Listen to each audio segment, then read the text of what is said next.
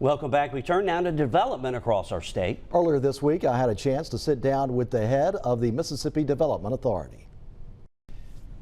Executive Director of Mississippi Development Authority, Bill Cork, joining us this morning. Thanks so much for stopping by. You were on the coast this week exploring some projects, and you also had a meeting with the Gulf Coast Business Council. When we're talking about the coast, how big of an opportunity is it here on the coast to develop big things to bring here? Obviously, the coast is an amazing location. Before I went to Jackson, I spent 4.5 years in Hancock County, so very familiar with the coast. And we just announced a over $500 million project here in Harrison County just a couple of months ago. So always big opportunities here. All three of the coastal counties have some pretty good real estate to sell, and all of those counties right now have active prospects that are looking. So we're very optimistic about the coast. Yeah, that chemical development in Harrison County that was announced, $500 million, huge investment. And part of that investment came from Germany, some investors there that were all part of this project. What do you feel like? I mean, that's going to be bring some jobs, and that's just a huge investment there, isn't it? It really is. I mean, you know, these numbers are staggering. It seems like we've done over $32 billion in capital investment in the state in the last 5 years, and 23,000 jobs since Tate Reeves was elected governor. And, you know, a $500 million project is a really marquee project. I was fortunate to be able to go to Germany and help recruit the company from Germany and meet the leadership there. And I think you're going to have a great partner down here with Chemours that'll be doing really good things. We're looking forward to it. New branding for the Development Authority just launched. It's called Let's Break New Ground. So when we're talking about, you just mentioned the momentum of how many investments have been made over the last several years, but now it's time to break new ground. What does that slogan mean to you? Well, I think we wanted a brand that was aspirational. We had been using Mighty Mississippi as kind of our brand, and you know, that's a play on the river and that sort of thing. But, you know, we're just not your sleepy little southern state anymore. I mean, after $32 billion in CapEx and 23,000 jobs, we've got interest from all over the world in Mississippi. Some of the biggest companies in the world are locating here. We needed to be bigger than our own image. And so we wanted something aspirational that would tell the world, look, we're innovative, we're creative, we can help you get to market faster. Let's break new ground together. Bring us your ideas. Let's see how we can respond. And our small size is our strength. So that innovation and creativity is what we're trying to promote through the new brand, and we're really delighted to be able to roll it out. A new industry that's really popping up, and I don't think people really know what this industry really is right now, and that's data centers. And two big ones have agreed recently to come to Mississippi. And just give us an overview on when we're saying data center, what does that mean? These, what we're talking about are hyperscale. These are the big, massive data centers. In the case of Amazon, that's going to be doing machine learning and artificial intelligence for the company, a $10 billion investment, 1,000 jobs. It's coming out of the ground now. They're about ready to light up the first buildings here any day now. And they're really trying to position themselves in this race for artificial intelligence into the market. Compass Data Centers in Meridian, another $10 billion project. It's a slightly different business model. It's a real estate play where they'll lease out space in the buildings for a variety of different potential users. And we haven't announced those yet, but some brands I'm sure you'll recognize when it comes.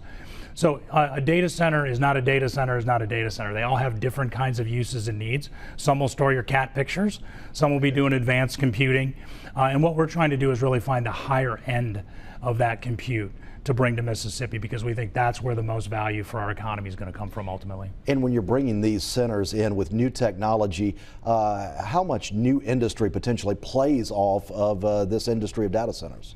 Well, I mean, I think there's the construction impacts, first of all, are huge. When you're building $10+ billion, if you see around these sites the number of construction vehicles and suppliers, and even the catering operations and restaurants and hotels that are benefiting from that, those first construction impacts are huge. And in the case of an Amazon or a Compass, these are projects that are going to go on for years. This construction is not going to stop like in 12 months. It's going to go on in the case of Compass for up to 8 years, and probably for Amazon 3 to 5 or more years to build these out. So huge construction impacts. And then of course the long-term impacts we hope to get are both in terms of the property tax, which will be immense for these local communities. I think in Madison County we projected over 30 years, over $3 billion in new taxes. It'll double the Canton school district budgets. These are really, really massive financial projects. And then the jobs, they're fantastic jobs. We kind of call them gray collar jobs, you know, in that $80,000, $90,000, $100,000 range. Highly technical, very sophisticated, really upping the game for Mississippi in terms of technology. That is exciting developments there. And here on the coast, we have Buc-ee's about to open soon, this summer probably. And then we've learned Bass Pro is coming off of I-10 in Jackson County.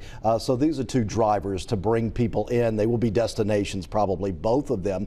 So how do those stores, how do they build and bring other people down and potentially open the door for other businesses to open up right there close to them? Well, clearly Buc-ee's is a destination, and so is Bass Pro. I mean, there's the two iconic brands that people will drive a long way just to come and participate in these retail operations. And look, quality of life and amenities are important for any business. So if you're a manufacturer and you want to come into a community, they're going to assess, you know, what do we have to do when we're in town, and what's the vibe like, and all of those kind of things. And so brands like Bass Pro and Buc-ee's, they help build that community vibe that companies are looking for when they locate in an area.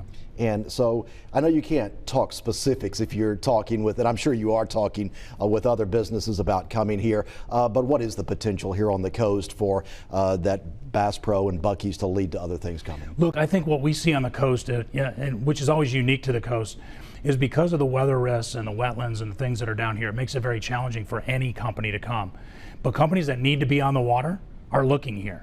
So things like petrochemical, major logistics. We saw announcements related to cold storage and distribution through the port of Gulfport, for example. All of those types of major industries are in the market and looking, as well as our defense, aerospace, the blue economy, NASA's rocket testing. All of that is really on fire right now, and there's growth and entrepreneurship happening around all those sectors. Yeah, we're always hearing a lot about that blue economy growing, and I know there's promise there. Stennis, what's down the road? You know, Stennis is, nobody sees it actually. It's off the road, it's blocked out, but there's so much going on there. What's on the way, do you think, for Stennis? Well, you know, I think there's over 100 federal tenants that are out at Stennis, and most people don't realize there's 5,000 badged employees that go to work at Stennis every day, but only a couple hundred of those are NASA. The rest are DOD or related operations out there. So it's a really interesting and dynamic federal city. We have to say, look, we're interested to see what's going to happen with a new NASA administrator in this administration. We know that we've got Elon Musk running around Washington, D.C. He's a space guy. So we're really interested to see what the future of NASA looks like. And I think there's going to be a change. We had the big SLS package, the moon shot that NASA was working on. That may be a little bit in doubt.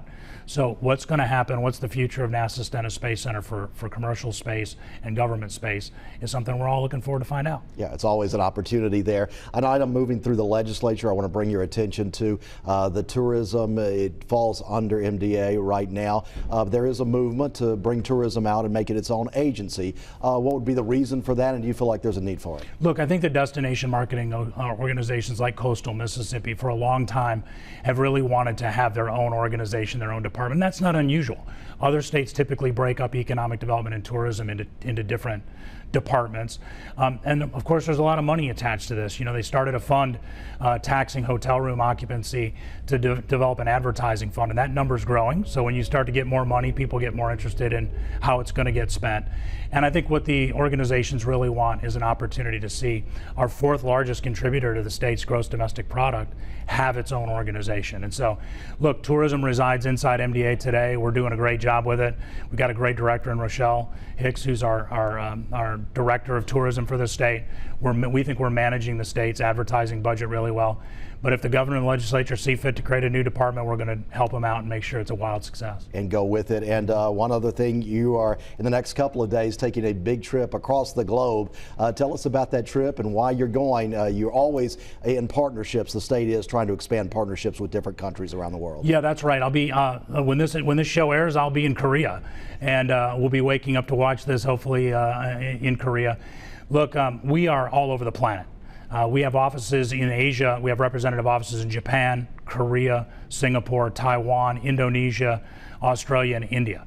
And so we are constantly driving investment into the United States and to promote our own export trades from Mississippi into those countries. I'm going to be attending the Interbattery Show, which is a major EV and battery technology show there, and also calling on companies who've already been to Mississippi looking to locate here who are, we're looking to meet their CEOs and convince them this is the reason to come. Okay, well, we're looking forward to seeing what happens with that. Bill Cork with Mississippi Development Authority. Thanks so much for joining us. I'm glad to be here. Thank you.